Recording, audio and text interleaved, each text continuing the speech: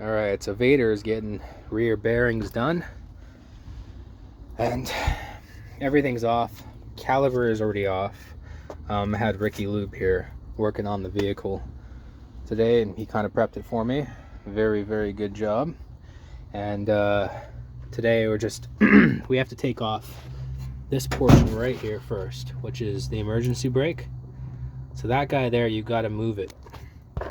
Now here, let me just get the little screwdriver thing here. So right in there,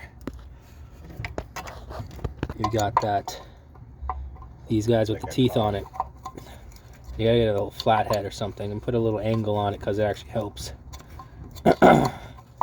Go in. Let me just put it on for you. You gotta push it this way basically and just keep pushing there. Keep rotating it until it loosens off so you can get the rotor off. Oh, okay. Well, you get my point. So you go ahead and do that, you can get the rotor off, and then you can start working on the wheel bearing. Looks like that.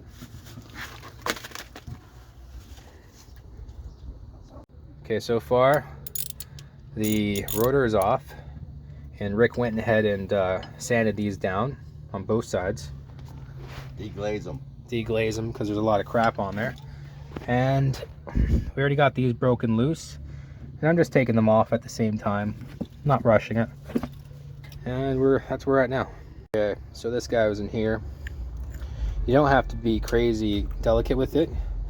What we did is took one of these guys, just hit all the way around until you kind of compress it, and then it falls out. Not that easy, but it does fall out. And then you just take these guys out. Now this one stayed and the nut came off, but this one and the one underneath it and this one here, the whole pin came out. I don't know what that means, but I guess it's fine that we're changing it. It's cheating. They're gonna know that we put it back in after we took it out. All right guys, so we got it out. We held this back while prying on this. So what we did is I put this guy here. You want to hold that guy there just real quick and I'll show them how I pried it out. We pried against the brake stuff here, and we just kept going all the way around in order to take this seal. The seal is what was holding it in, so that would make it hard. So you just keep prying away all the way around just like that, and you can take this all out without taking off your braking system, your emergency brake. And there we go. And that'll just slide right back into the gears. Make sure everything's covered. You don't want any of this brake clean getting inside your diff.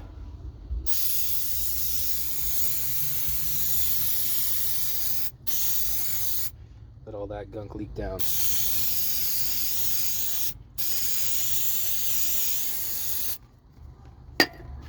Good. Okay, so the new wheel bearing's in. Almost in. Not tightened down yet. Still got the nuts here. Had to put the little cap on.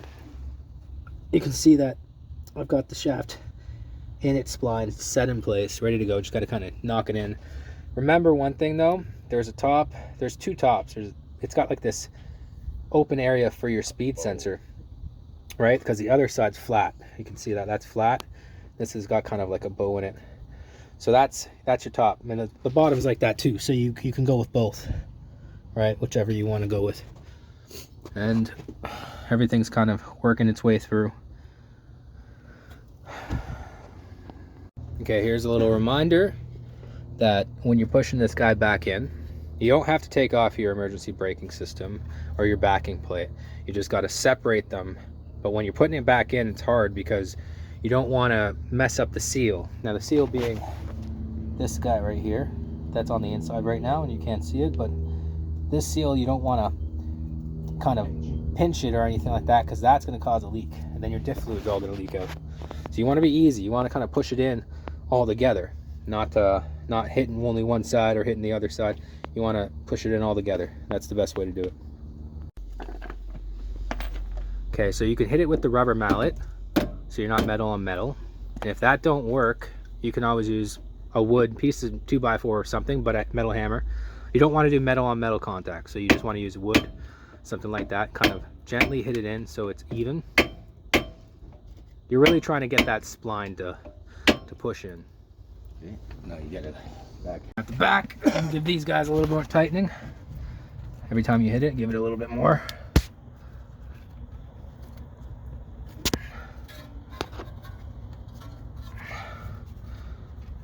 The shield's got to compress evenly. Mm-hmm. Okay, now.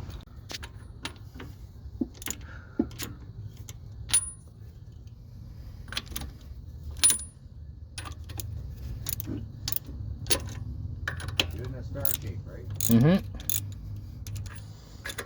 why we all say that. All right, so I got a 27 right here. Same size as this guy.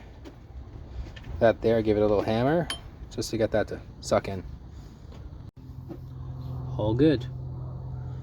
Easy. You got a just give it a little tappy. Just tap it in. Okay. Brake pads on. Brake rotor is on. Wheel spacers on. Nuts are torqued to 90 foot-pounds. Make sure you use star pattern.